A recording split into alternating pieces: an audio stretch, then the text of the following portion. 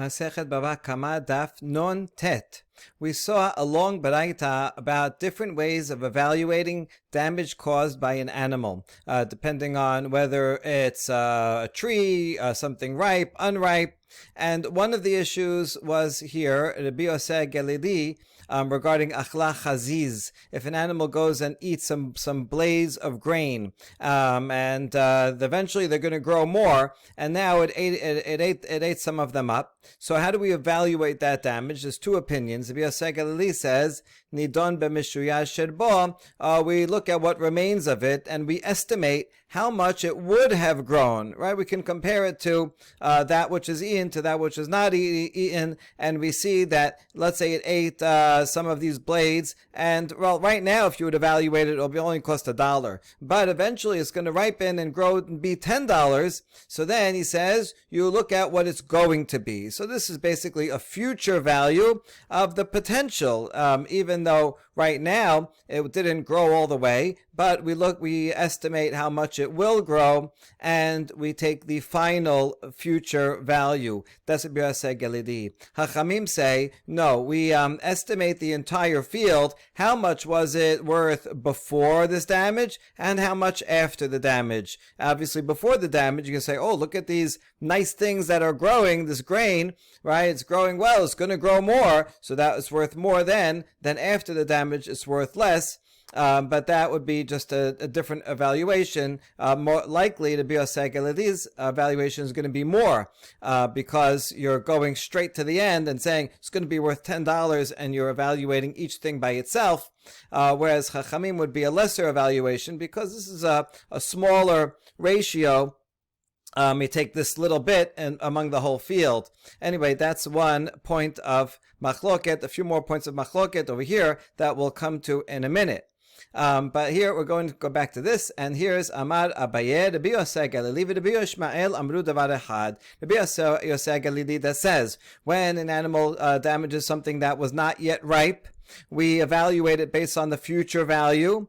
You know who else said that? Rabbi Yishmael. Well, let's see where they say that. Rabbi Yosef Galili had Amaran Rabbi Yosef Galili is that we just saw in the Braita above. Rabbi Yishmael de Tanya. Metav seder metav karmo yishalem, metav seder shel nizak, metav karmo shel nizak. There's a Braita we're familiar with from some dapim ago, when an animal causes damage, and it says you have to pay from the best of the field. Whose field are we talking about? The Ishmael says it's the best field of the nizak, of the one who's damaged, who received the damage, the victim, and the best of his vineyard.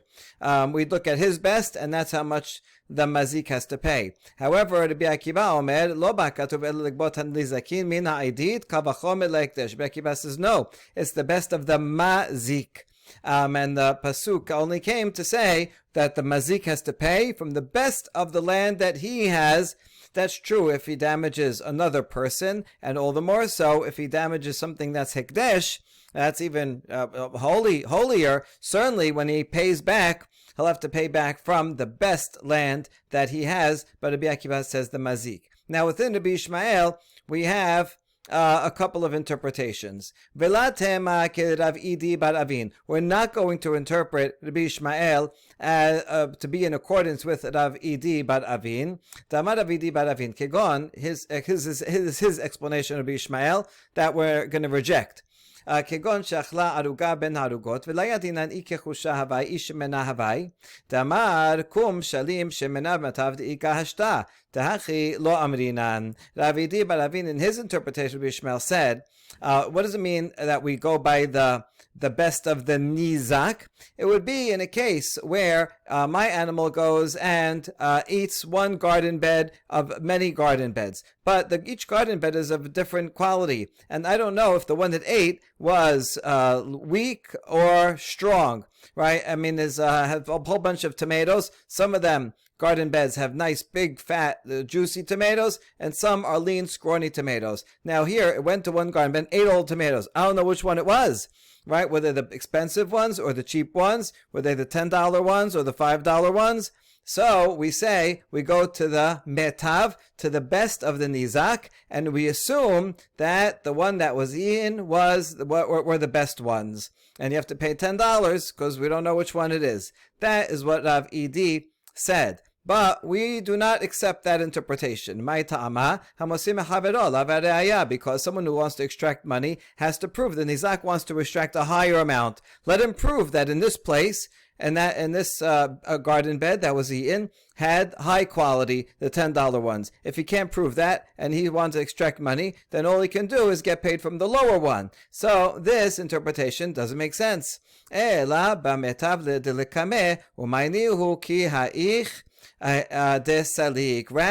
we're talking about a case like the Rabbi Yosef A case, where the animal comes and eats something that is not quite ripe yet. And we say, well, how much should he pay? Oh, we're going to look at the best that it will be, right? Be the best that you can be.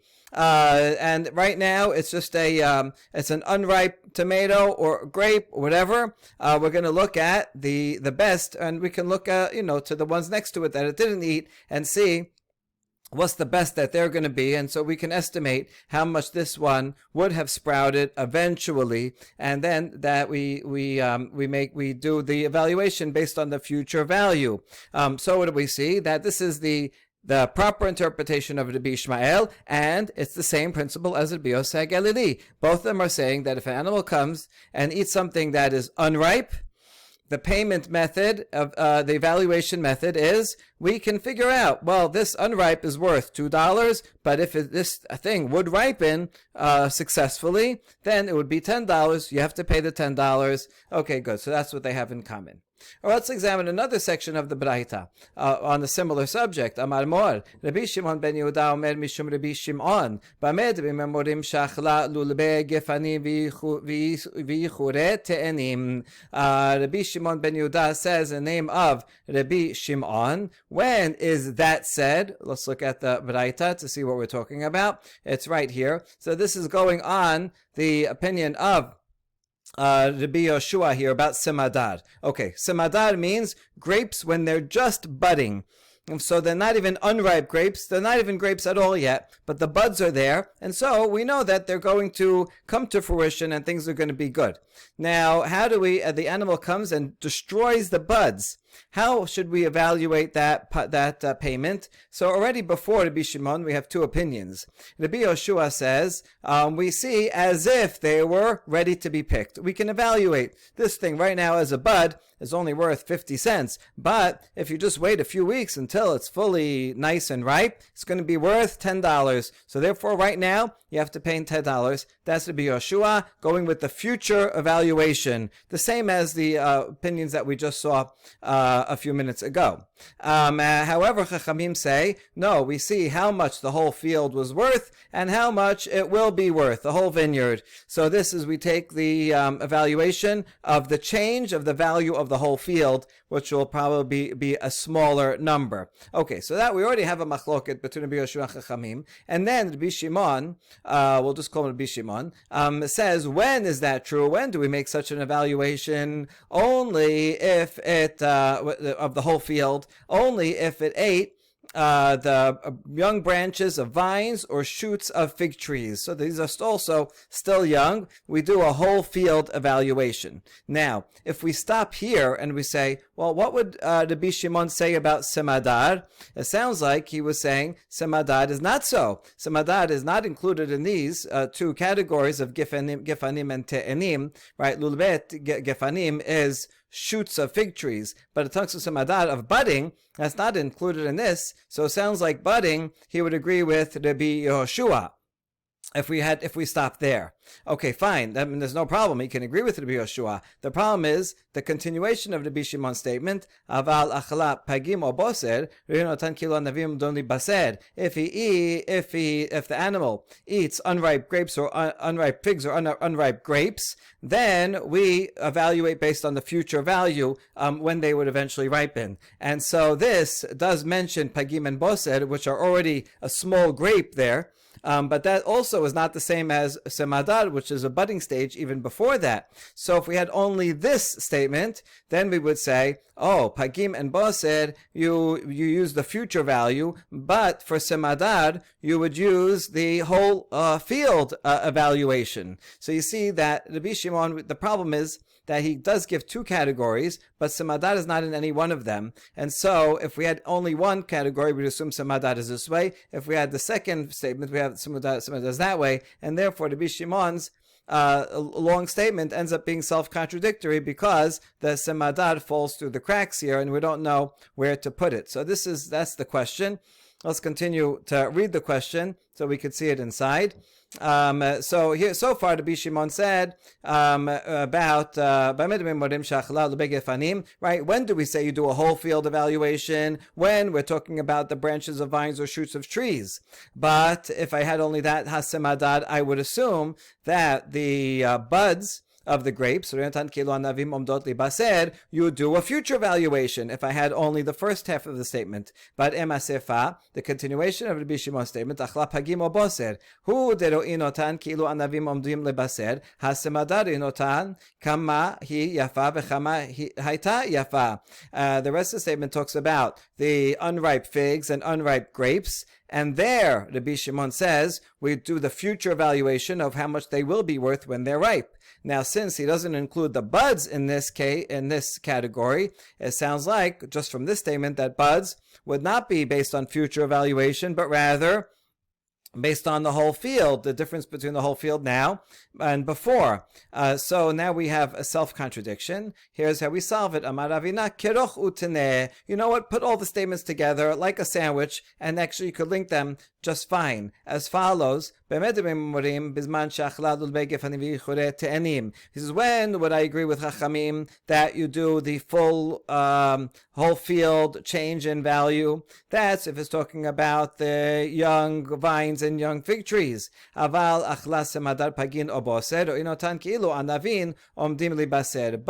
if it ate semad, and here, so what he's basically doing is adding in semadad to the pagin and boser. Although in the original Braita it only says pagin and boser, semadad is the same thing, is together with it. It's budding grapes or unripe grapes. Those are the same thing. And in all those cases, we evaluate based on the future. Okay, so now we solved the problem of the self-contradiction of Rabbi Shimon. But then we have a new question. Rabbi Shimon ben Yehuda, Hainu Rabbi Yoshua. Now Rabbi Shimon, who says for semadad, we do the future evaluation. Well, that's what Rabbi Yoshua also said in the Braita, that we do a future evaluation. Why would you have two minority opinions in the same Braita saying the same thing, right? Just put them together. Oh,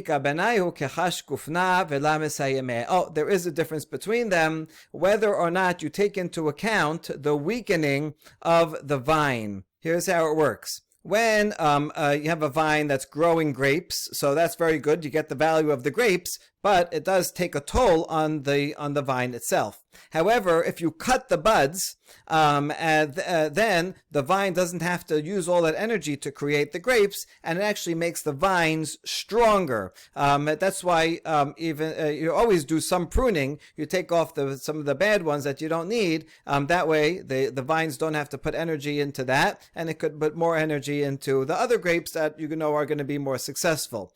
So the question is, the animal came and he ate these buds. Now, both will agree, Rabbi Yoshua and Rabbi Shimon will both agree that you have to pay for the future valuation. Let's say the buds right now, if you had to buy a bud, how much would it be worth? $2. But if you wait till it's fully ripened, then it would be worth $10. Okay, so they both agree that the owner of the animal has to pay $10, right, in principle. The question is, wait a second.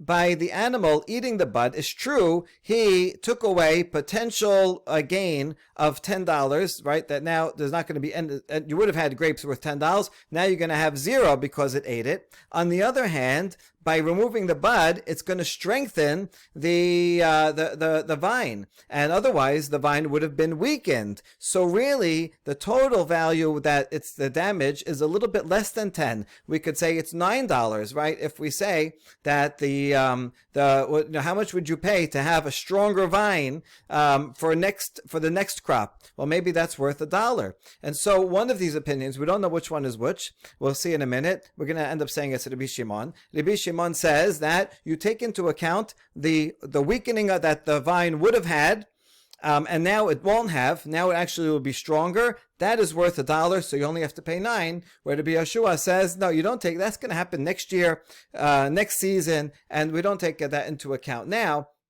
And so you have to pay the full $10. Okay, good. Now we're going to figure out which one is which. Abaye Amar, Mesayemeh or Mesayemeh says, I know which one is which. Mantana dechayish lechash gufna. Who is the one that says we do take into account the weakening of the vine, and he doesn't have to pay for that amount that it would have been weakened? Rabbi Shimon ben Yehuda, it's in fact Rabbi Shimon de Tanya. Rabbi Shimon ben Yehuda Omer Mishum Rabbi Shimon ben Menasya.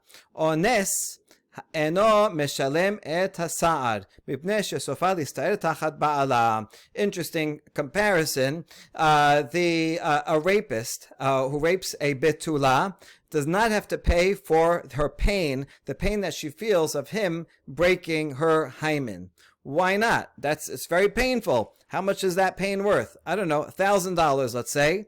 So the rapist can come and say, listen, I know, it's true, I caused you this pain, but you would have felt that pain anyway when eventually you got married, and your husband would have broken your betulim, and you would have felt the pain no matter what. So therefore, why should I have to pay you if now I'm saving you that pain? Eventually when you get married, you won't have to have that pain, but you would have had it otherwise. So this is the opinion of Rabbi Shimon. What's the similarity? The point is that Rabbi Shimon takes into account the future situation. Just like here, the rapist can claim, oh, you would have felt this pain eventually anyway, so therefore I'm deducting it from the amount that I have to pay you. So too, the owner of the animal says, although I made you lose a $10 grape, but I saved you the weakening of the vines, and so that although you will only see that in the next season, nevertheless, I can deduct it now. And so you see, Rabbi Shimon must be that opinion. Now, it happens to be in this Baraita, the Amru Lo Eno Domen Ibadet Berason Ibadet Be'ones. The other Chachamim disagree with Rabbi Shimon, and they say you can't compare someone who has intercourse willingly versus by force. Pain also has an objective part, but also a subjective part. As someone feels pain, and it's being caused by a violent person, and you're unwilling to receive that pain, so the pain is felt much more than when a chatan and kala are in a nice, loving relationship, and they willingly go into it, and okay, yes, it's still painful, but the psychological part of the pain is much, much reduced, and therefore you can't compare the two. So according to Chachamim, she says, she or her father, right, can say back to the rapist, yeah, you caused her this pain of breaking her hymen, but you did it in this violent way, unwilling, and that pain is much greater, and therefore you do have to pay. And just because she would have felt some pain, but it would have been a lesser amount and different type of pain in the future. Okay, so now we know who the identity is of the person that says we take into account the weakening of the vine. Amar Abaye, Hai Tannae v'Rabbi Shimon ben Yehuda amru davar acher. Rabbi Shimon ben Yehuda hadamaran ha-netanae maihi. So Abaye also wants to make a comparison. I think the Amoraim like taking different statements of Tanaim and showing how, look, even though they're saying they're from different sources, they're really saying the same thing. And so Rabbi Shimon ben Yehuda and these ha-netanae say the same thing. Rabbi Shimon ben Yehuda is what we just said, who said that you take into account a future gain or a future savings. You take that into account now, and the damager doesn't have to pay that amount, right? We saw that in these past two cases. And there's also the following Tanaim. What did they say? The Tanya. that Rabbi Yosef Omer Nechi Haya, Ben Azai Omer Nechi Mezonot. Okay, the Hanetanae are these two Tanaim, Rabbi Yosef and Ben Azai. What are they talking about? In the case where a man harms a pregnant woman and causes her a miscarriage, right? The two men fighting, and so he has to pay to the father of the offspring the amount of the loss of that offspring. Okay, so let's say you have a guy, he causes this damage to this woman, and how much is the offspring evaluated at? I don't know, we'll say $10,000. Okay, he has to pay $10,000. That would be the majority opinion. However, the Bioseh says, hold on.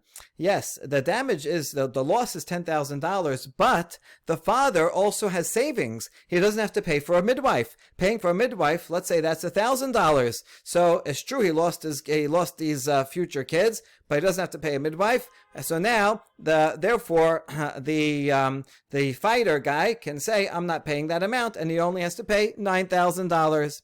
Ben Azai says, oh, wait, also take into account the food. A pregnant woman eats more food than a non-pregnant woman. She's always asking for pickles, ice cream. In the middle of the night, you have to go out and get it. And so think of all the food savings that you have, right? Depending on how much she eats and how far along she is, maybe that's also $1,000. So Ben Azai says, no, you don't have to pay a full amount. Take off $1,000 for the food savings. Now, is there a machloket here? The one that says you take off the value of the midwife would certainly agree with Ben Azai that you take off the money. So according to that, the guy fighting would, even though he caused the damage of $10,000, within that there's also savings of $2,000, so he only has to pay $8,000. However, but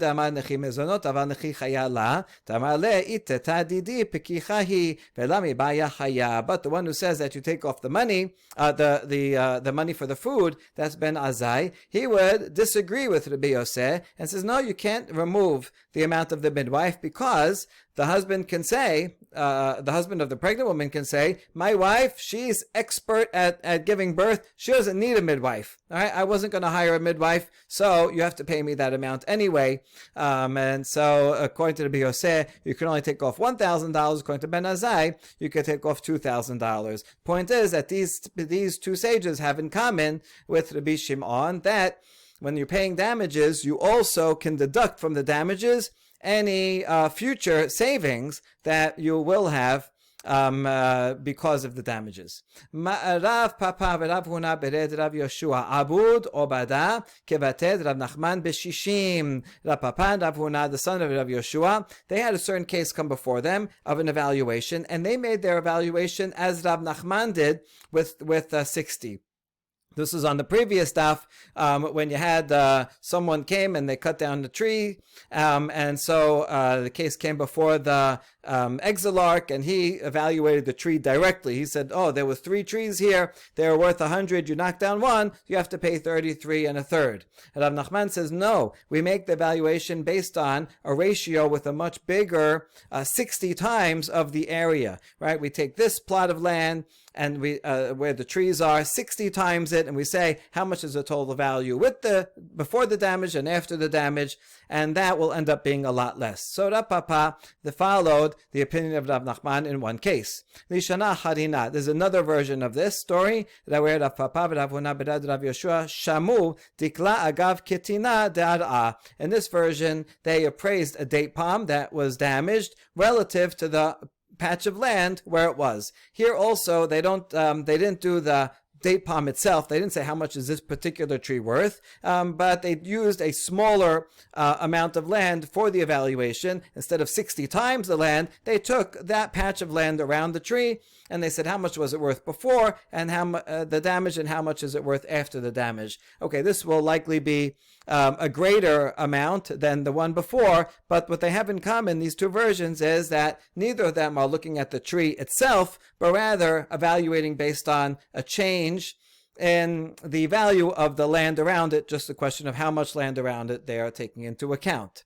Vehilcheta, but the bottom line is, Kivate de Rab Papa v'Rabuna de Rab Yoshua b'dikla de Armat'a, vehilcheta kivate de Resh Galuta b'dikla Parsa'a. Halacha will follow Rab Papa, and who follows Rab Nachman, when you're talking about an Aramean date palm, meaning just a regular run-of-the-mill date palm that you find all over. So then you do a general evaluation of the land before and after. How much land you include, that's different versions of it, but the point is, it's just a basic tree, and these kinds of trees are not sold individually. Rather, you sell a whole patch of land with the trees, and so that makes sense to evaluate it that way. But the halacha follows Resh Galuta. If you're talking about Persian date palms, these are very high quality, very important, expensive date palms, and these are not sold by the whole land, but rather they're sold individually. Therefore, if the animal comes and does damage to this one particular tree, then you're going to have to, then we do an evaluation like the Resh Galuta did, and we say how much is this particular tree worth,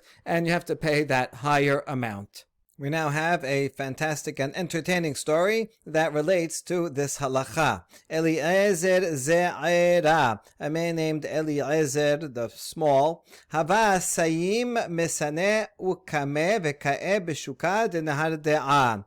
Ashkechuhu de Beresh Galuta ve'ameru le, Maishenahane Mesane, Amar lehu Dekame Abilna Ayerushalayim. This Eliezer was wearing black shoes. Now, as you can see from this fresco, this is a wall painting that was found in Pompeii.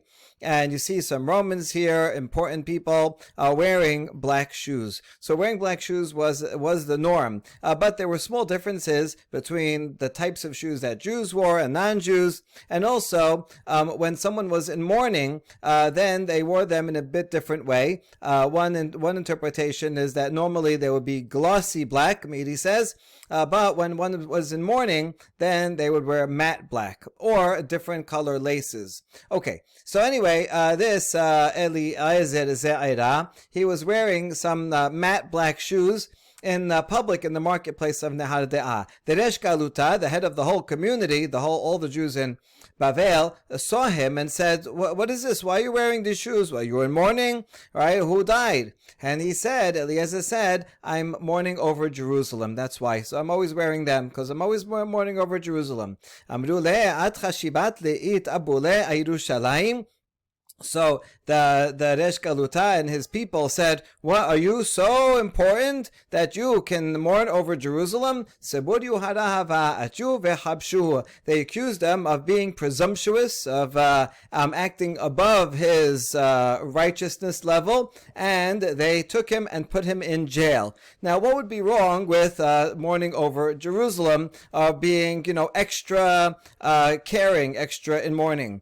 This reminds me of the joke where you have on Yom Kippur, the rabbi, he falls on the floor, bows, and says, Hashem, I am before you like a worm. And then the Chazan sees him do that, so the Chazan also bows and falls on the floor and says, I am but ashes before you, God. And then some just regular congregant, right, Mr. Friedman, he sees them, and he also goes right to the front, and he falls on his face and says, God, I am before you, but dust, like dust. And then the rabbi turns to the Chazan and says, oh, look at that, look who he thinks he's dust now. Okay, in other words, if you're going to go and break away from the rest of the people, we're not talking about Tisha B'Av where everybody is in mourning, but a regular day, someone is, in particular breaking away and being in particular mourning, that would be fitting for an important leader of the congregation who is responsible for the whole community, for the Jewish world, and he sees some terrible thing happening or remembers something that happened in the past and says, I'm going to take upon myself the tragedy and the mourning for the whole community. When it doesn't rain, for a while. First, the elders, only the elders fast and pray because they're representatives. So the idea here is that if you're going to be doing this extra mourning, not what everybody's doing, not on Tisha B'Av, you're going out of your way, then the Eshkaluta says, oh, look who thinks he's dust and ashes now. Well, you think you're so important that you are doing extra mourning more than everybody else? So he didn't like that.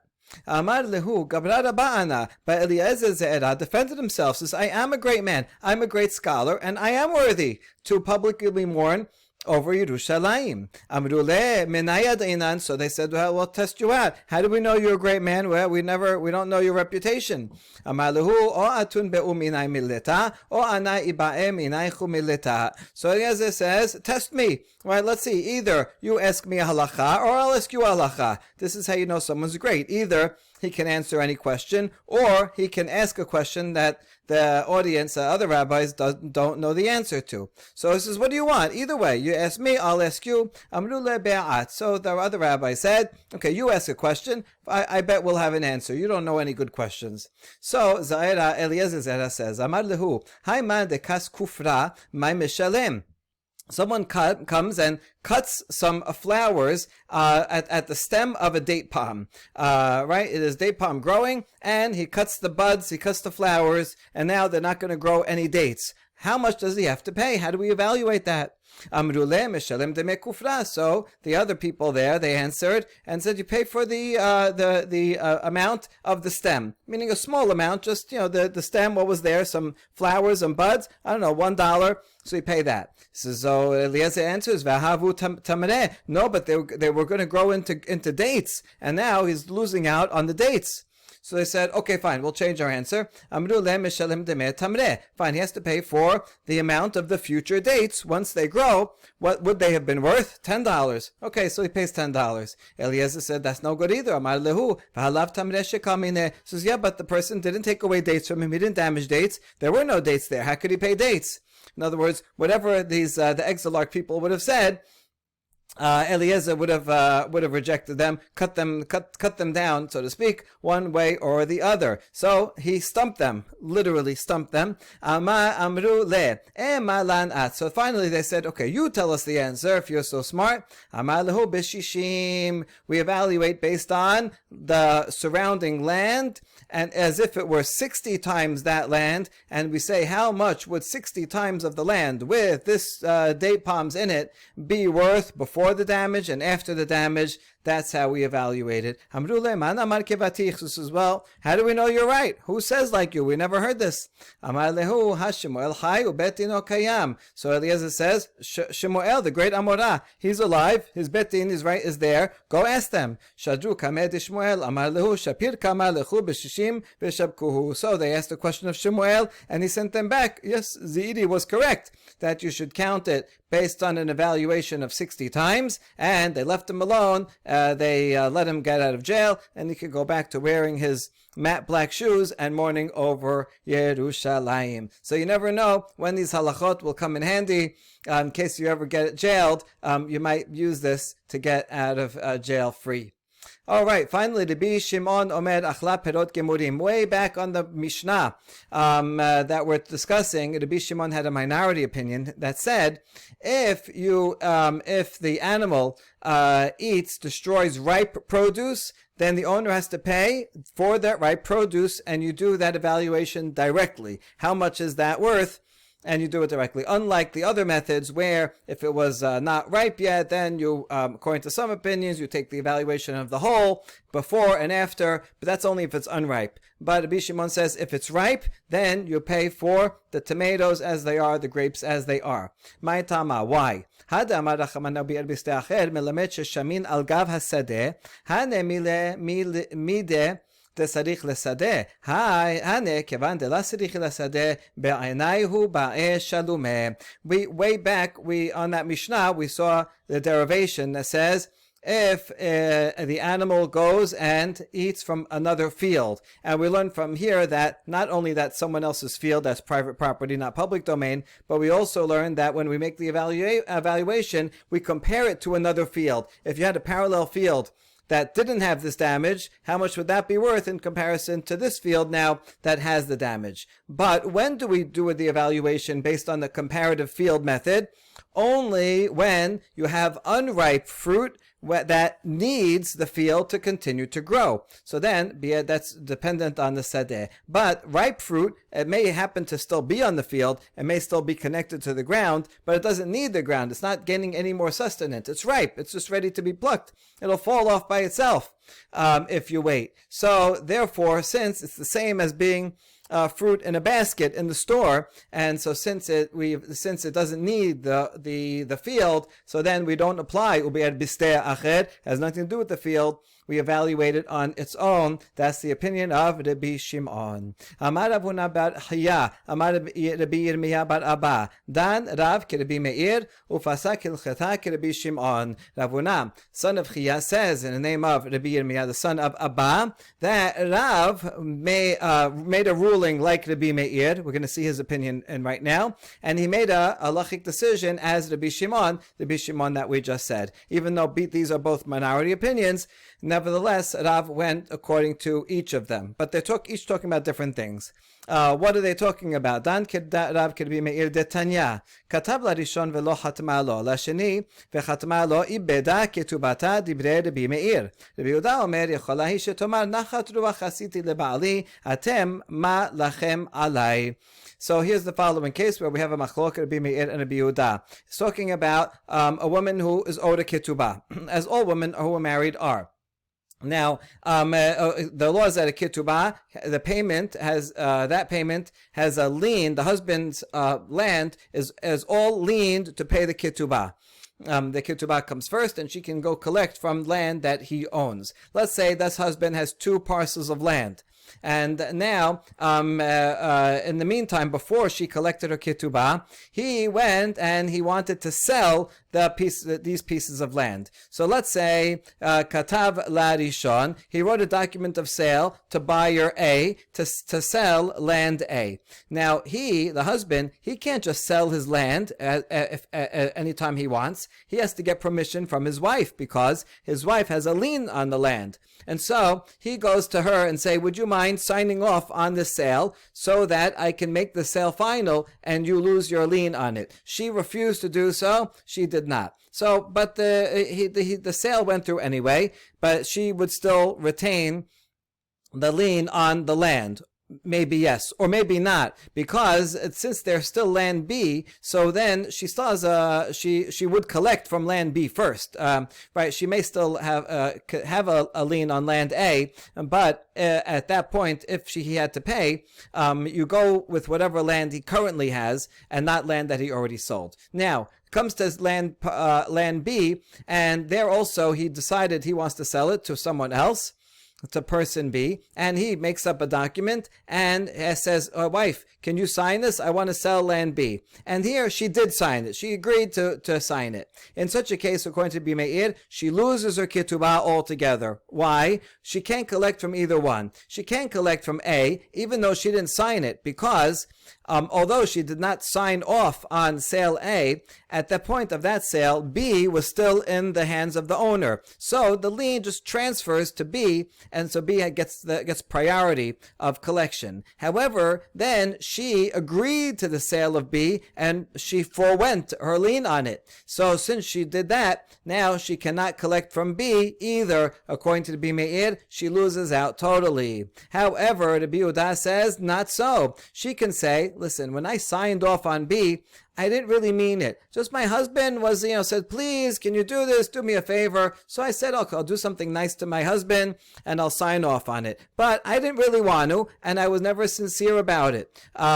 So therefore, I did that. Atem ma lachem alai. What claim do you have against me? She says to the purchasers, you have to give it to me back. And now the Rabbi Meir could answer back to the Rabbi Yehuda, hold on. If she just wanted to be nice to her husband the second time, why wasn't she nice the first time? You see, from the fact that she didn't sign the first time, that means when she signed the second time, she did mean it. And once she signs the second one, she loses access to all of them. But Rabbi Yehuda says, no, right? The fact that she didn't sign the first one means that she really doesn't want to give up a lien. And then he just pressured her more in the second one to give up the lien. She's fine, I'll sign it. But she never did it with intent. And therefore, she can, according to the Yehuda, collect from the land. All right, that's the machloket. We bring it here because Rav decided the halacha like Rabbi Meir in this case. But what's more relevant to us is pasak hilchata Rabbi Shimon. Ki haditnan Rabbi Shimon omer achla perot gemurin meshalemet perot gemurin im se'ah se'ah im sa'atayim sa'atayim. He decided the halacha like Rabbi Shimon, as we said in our Mishnah. Rabbi Shimon says if someone's animal comes and eats ripe fruit, even if it's still connected to the ground, you have to pay the full amount of the fruit assessed directly, however much it is. A se'ah of produce, that much. If it ate 2 se'ah of produce, he'll have to pay the full amount, and I've decided halacha in accordance with this opinion. The next Mishnah teaches Hamagdish betoch sedeh chavero shelo b'reshut v'achalatan behemto shel baal hasadeh patur v'muska behen baal hagadish chayav. Someone takes his produce and puts it in someone else's field without permission of the field owner. And in the meantime, the field owner's animal goes and eats that produce. In that case, the field owner is not liable, because he says to the produce owner, who asked you to put your produce in my field? You put it in here, so my animal can eat it, and I don't have to pay you. And if the animal got injured by eating that produce, it didn't agree with its stomach, and so the produce now caused damage to the animal, the owner of the produce has to pay for the damage done to the animal, again, because he put it there without permission, and so now it caused a problem to the field owner. The field owner says, you shouldn't have put it there. Now, being there, my animal went in and ate it. I don't have to be careful to make sure my animal doesn't eat stuff in my own field that you put there. So the owner of the grain is liable. However, if the owner of the produce got permission, says, hey, do you mind if I put my grain over here in your field, or my fruit? And the owner of the field says, yes, that's fine. Then if the field owner's animal goes and eats it, the field owner has to pay for that produce, right? By allowing him to store it in his field, he is agreeing to make sure that his animals will not eat it. And now, it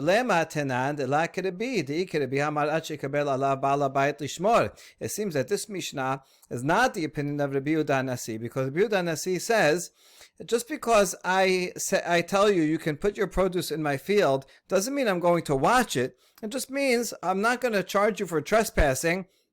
Okay, you can put it in there, but I am not liable if my animals eat your produce until I explicitly say, I am not only can you put it here, I will watch it. I will safeguard it to make sure that nothing happens to it. Only then would I be liable if my animal eats it. So, but this Mishnah didn't say that. This Mishnah says, as soon as I say you're permitted to put it in my field, then already that implies I'm also going to watch it and make sure that my animals don't eat it. So, this must be not the opinion of Rabbi Yehuda Nasi. Amar Papa benatar bedare askinan dekevan de amar le ayel ugdosh ayel entar lach. The Papa says we can even reconcile this Mishnah with Rabbi Yehuda Nasi's opinion by assuming that the Mishnah is only talking about a specific case of the supervisor of the threshing floors. This guy, he, because he's a supervisor, when he says to the owner of the produce, yes, you can come in, so that does imply that I will supervise it for you, because he's the supervisor anyway. So it's expected that he is going to take care of the stuff. That's kind of his part of his expected role that he does all the time. And therefore, implied in his words, yes, come and bring it in, is the fact that he will also watch it. That's the case that the Mishnah is talking about, that the owner of the field is liable. But if it was not a supervisor, just a regular person that says, yeah, you can bring it in here, a normal person, just because it says bring it in, does not accept upon themselves responsibility to watch it unless they say so explicitly. Baruch Adonai Le'olam. Amen ve'amen.